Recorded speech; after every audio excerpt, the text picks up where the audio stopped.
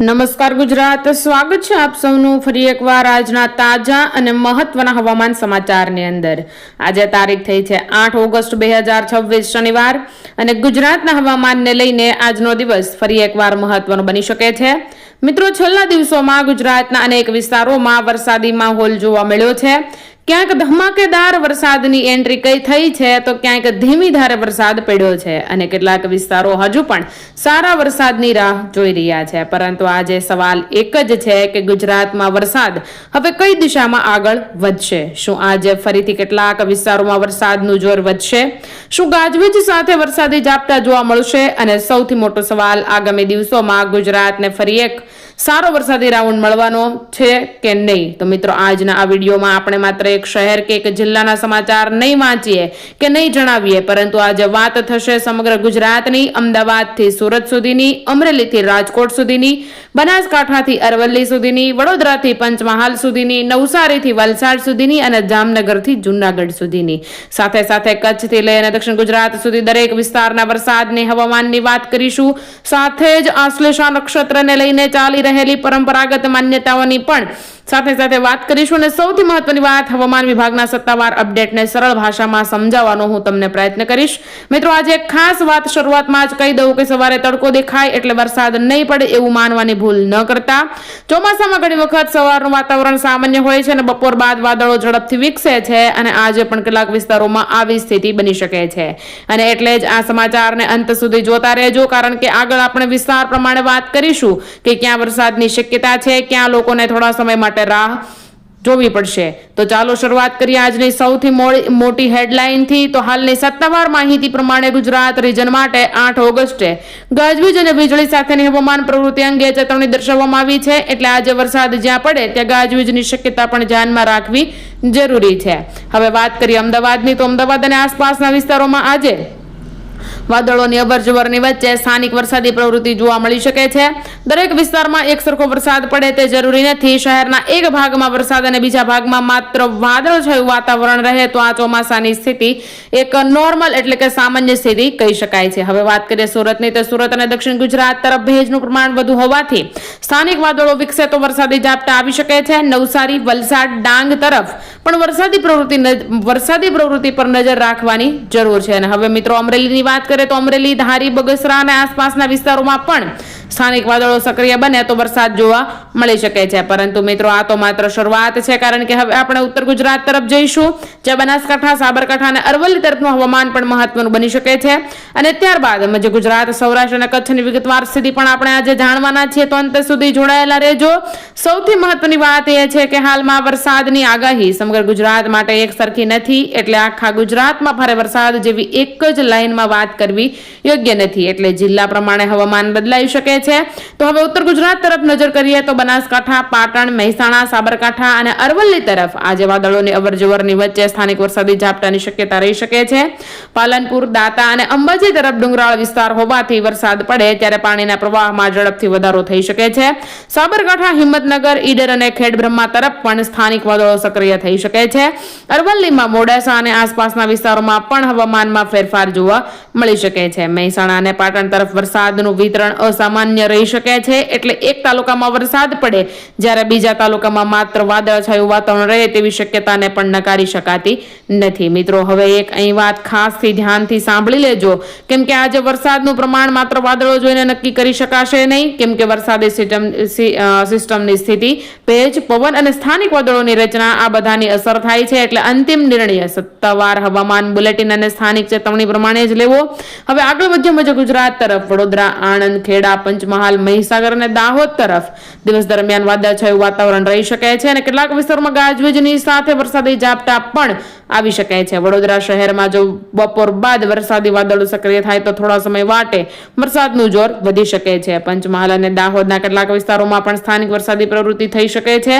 અને મિત્રો, હવે આવી રહી છે માહિતી જેના માટે ઘણા દર્શકો રાહ જોઈ રહ્યા હશે કે આંબાલાલ પટેલ અને પરેશભાઈ ગોસ્વામીની આગાહી વિશે આજ શું છે. તો મિત્રો, અહીં એક વાત ખૂબ સ્પષ્ટ રાખવી જરૂરી છે કે સોશિયલ મીડિયા પર ઘણી વખત કોઈ વ્યક્તિના નામે આગાહી વાયરલ થતી હોય છે, પરંતુ તેની મૂળ વાત કે તારીખની પુષ્ટિ થતી નથી. એટલે આંબાલાલ પટેલના નામે વાયરલ થતી દરેક વાતને સીધી સત્તાવાર આગાહી માનવી યોગ્ય નથી. આજના ઉપલબ્ધ અને વિશ્વસનીય સત્તાવાર ડેટામાં આપણે મુખ્ય આધાર આઈએમડીની આગાહીનો જ રાખીશું. જો અંબાલાલ પટેલ તરફથી નવી અને ચકાસી શકાય તેવી આગાહી મળે તો તેને અલગથી અંબાલાલ પટેલના અનુમાન મુજબ કહીને રજૂ કરી શકાય, પરંતુ એને હવામાન વિભાગની આગાહી તરીકે મિત્રો ન દર્શાવી શકાય. અને પરેશભાઈ અંગે પણ આ જ નિયમ રહેશે.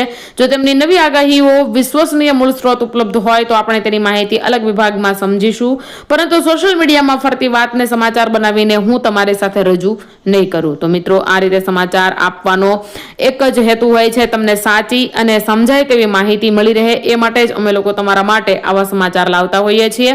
હવે આપણે આગળ જઈશું દક્ષિણ ગુજરાત તરફ.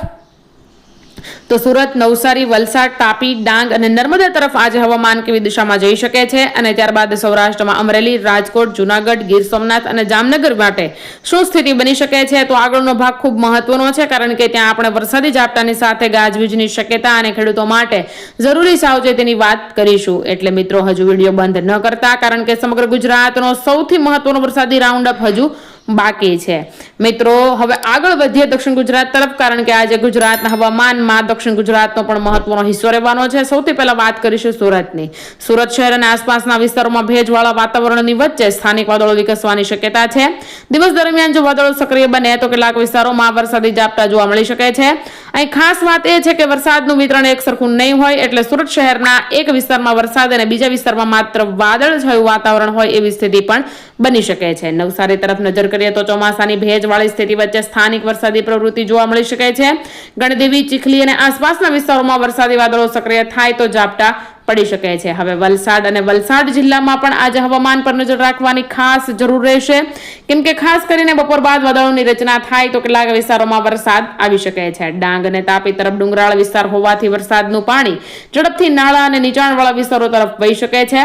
વરસાદ દરમિયાન નદી, નાળા કે ધોધ પાસે જવાનું ટાળી દેજો. નર્મદા અને ભરૂચ તરફ પણ સ્થાનિક વરસાદી પ્રવૃત્તિ જોવા મળી શકે છે. મિત્રો, હવે દક્ષિણ ગુજરાતથી સીધા જઈએ છીએ સૌરાષ્ટ્ર તરફ. તો સૌરાષ્ટ્રમાં આજે વાતાવરણનું ચિત્ર વિસ્તાર પ્રમાણે બદલાઈ શકે છે. રાજકોટ જિલ્લાની વાત કરીએ તો રાજકોટ શહેર અને આસપાસના વિસ્તારમાં વાદળોની અવરજવર રહેશે. બપોર બાદ સ્થાનિક વરસાદી ઝાપટા જોવા મળી શકે છે. ગોંડલ, જેતપુર, ધોરાજી અને ઉપલેટા તરફ પણ સ્થાનિક વાદળો સક્રિય થાય તો વરસાદ પડી શકે છે. અને મિત્રો, હવે જઈએ છીએ જામનગર તરફ. તો જામનગર અને આસપાસના વિસ્તારોમાં દરિયાકાંઠાના ભેજના કારણે વાદળો બનવાની શક્યતા રહેશે. વરસાદ પડે તો કેટલાક વિસ્તારમાં ટૂંકા સમય માટે જોરદાર ઝાપટું પણ આવી શકે છે. દેવભૂમિ, દ્વારકા અને પોરબંદર તરફ પણ સ્થાનિક વરસાદની શક્યતા પર નજર રાખવી પડશે. જૂનાગઢ અને ગીર સોમનાથની વાત કરીએ તો અહીં પણ વાદળછાયા વાતાવરણની વચ્ચે વરસાદી ઝાપટા આવી શકે છે. અમરેલી જિલ્લામાં ધારી, બગસરા, લાઠી, બાબરા, રાજુલા અને જાફરાબાદ જેવા વિસ્તારોમાં સ્થાનિક વરસાદી પ્રવૃત્તિ જોવા મળી શકે છે. મિત્રો, અમરેલીના ખેડૂતો માટે ખાસ વાત એ છે કે જ્યાં જમીનમાં પૂરતો ભેજ છે ત્યાં વધુ વરસાદ થાય તો પાણીના નિકાલ પર ખાસ ધ્યાન આપવું જરૂરી છે. જ્યારે ઓછા વરસાદવાળા વિસ્તારમાં સ્થાનિક ઝાપટા રાહતરૂપ બની શકે છે. ભાવનગર, બોટાદ અને મોરબી તરફ પણ વાદળોની અવરજવરની વચ્ચે ક્યાંક ને ક્યાંક વરસાદ પડી શકે છે. હવે આવીએ છીએ આપણે કચ્છ તરફ. તો કચ્છના ભુજ, અંજાર, ગાંધીધામ, માંડવી, મુદ્રા અને નખત્રાણા વિસ્તારમાં વરસાદનું વિતરણ સ્થાનિક રહી શકે છે. કચ્છમાં એક જ દિવસે અલગ અલગ તાલુકાઓમાં અલગ અલગ હવામાન જોવા મળે તે સામાન્ય બાબત છે. એટલે કચ્છમાં આખા જિલ્લામાં વરસાદ જેવી એક જ આગાહી કરતા તાલુકાવાર સ્થિતિ વધુ મહત્વની બનશે. મિત્રો, હવે એક ખૂબ જ મહત્વનો સવાલ છે કે શું આ વરસાદી પ્રવૃત્તિ આગામી દિવસોમાં ફરી વધી શકે છે?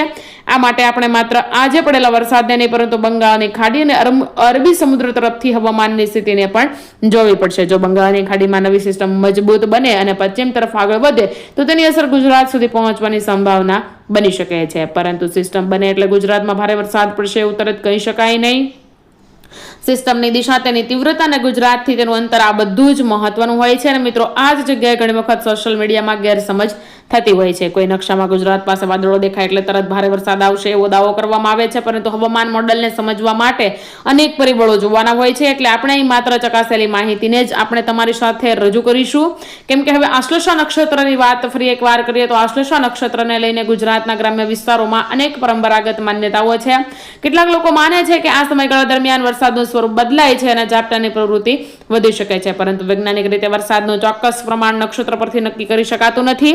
આથી નક્ષત્રને લઈને સાંસ્કૃતિક અને પરંપરાગત સંદર્ભમાં સમજવું અને વાસ્તવિક આગાહી માટે આઈએમડીના બુલેટિન પર આધાર રાખવો સૌથી યોગ્ય રસ્તો રહેશે. મિત્રો, હવે આગળનો ભાગ વધુ મહત્વનો બનવાનો છે, કારણ કે હવે આપણે જાણીશું કે આગામી દિવસોમાં ગુજરાતના કયા વિસ્તારોમાં વરસાદી પ્રવૃત્તિ ચાલુ રહી શકે છે, ખેડૂતો માટે કઈ સાવચેતી જરૂરી છે અને આંબાલાલ પટેલ તથા પરેશભાઈના નામે ચાલી રહેલી આગાહીઓમાં શું સાચું અને શું સકાચવાનું બાકી છે, તો આગળની માહિતી ખાસ કરીને ખેડૂતો માટે મહત્વની છે, એટલા માટે અમારી સાથે જોડાયેલા રહેજો. તો મિત્રો, હવે આપણે પહોંચી ગયા છીએ આજના હવામાન સમાચારના સૌથી મહત્વના તબક્કા પર. હવે વાત કરીશું આગામી દિવસોની. હાલની સ્થિતિમાં ગુજરાતમાં ચોમાસાની પ્રવૃત્તિ સંપૂર્ણ રીતે અટકી જવાની કોઈ વાત નથી, પરંતુ વરસાદનું જોર દરેક જિલ્લામાં એકસરખું રહેશે એવું પણ કહી શકાય નહીં. આગામી દિવસોમાં સ્થાનિક વાદળોની રચના અને સિસ્ટમની સ્થિતિ પ્રમાણે વરસાદનું વિતરણ બદલાઈ શકે છે.